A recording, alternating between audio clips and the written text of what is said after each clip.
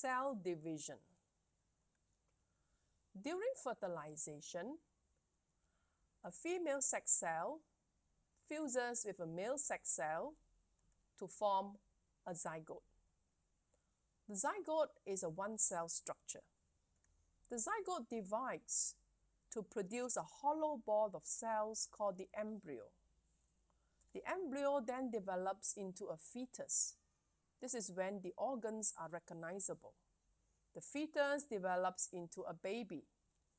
The baby grows up to become a child. The child grows up to be an adult. Now, how does a zygote eventually develop into an adult? Well, it involves cell division. Every cell division involves firstly the division of the nucleus, followed by the division of the cytoplasm. Okay, so before a cell divides, the nucleus must divide first. The nucleus can divide by mitosis or meiosis. So if this is the cell, firstly, the nucleus has to divide. So one nucleus divides to give you two nuclei. After the nucleus has divided, it's time for the division of the cytoplasm, a process called cytokinesis. So when the cytoplasm divides, it will split the cell into two. So you get two cells. Now, cells undergo a cell cycle. The cell cycle consists of three main stages. The first stage is called interphase. This is the stage when the cell is not dividing. After spending some time at interphase, the cell starts dividing. First, the nucleus must divide. So stage 2, nuclear division occurs, where the nucleus divides into two nuclei. After nuclear division has occurred, it's time for the cytoplasm to divide. So stage 3 is cytoplasm division, which actually splits the cell into two. To recap, the cell cycle consists of three main stages. Firstly, interphase. This is the non-dividing stage. The cell is not dividing at this stage. Then the cell undergoes the next stage, which is nuclear division. The nucleus divides.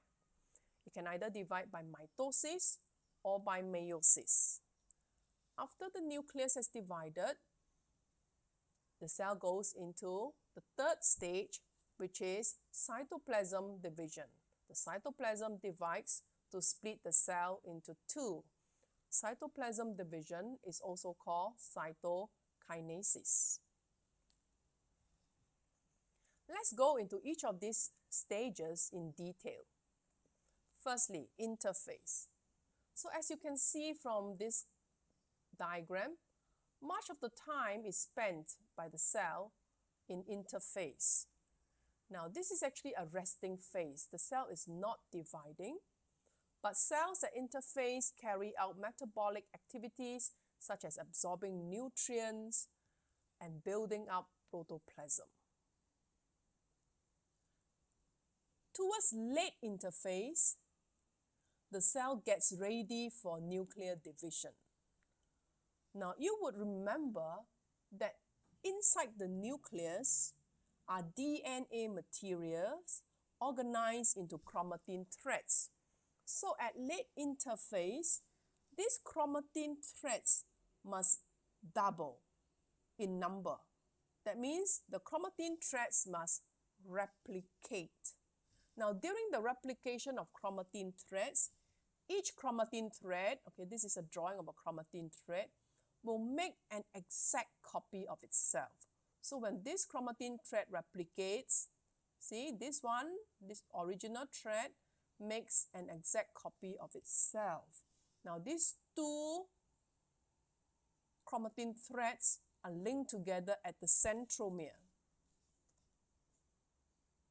These two are identical chromatin threads. One was replicated from the other. So these two are called the sister chromatids. So the two identical sister chromatids are linked together at the centromere. Now, besides the replication of chromatin threads inside the nucleus, at late interphase, something else also happened inside the cytoplasm. In the cytoplasm, the centrioles divide. Now, this is a pair of centrioles. Centrioles consist of a pair of rod-shaped structure at right angles to each other. So this is a pair of centrioles. When the centrioles divides, it produces another pair. So you get two pairs of centrioles. So this is what happened at late interphase to prepare for nuclear division. Firstly, you have replication of chromatin threads inside the nucleus. Then you have the division of centrioles in the cytoplasm.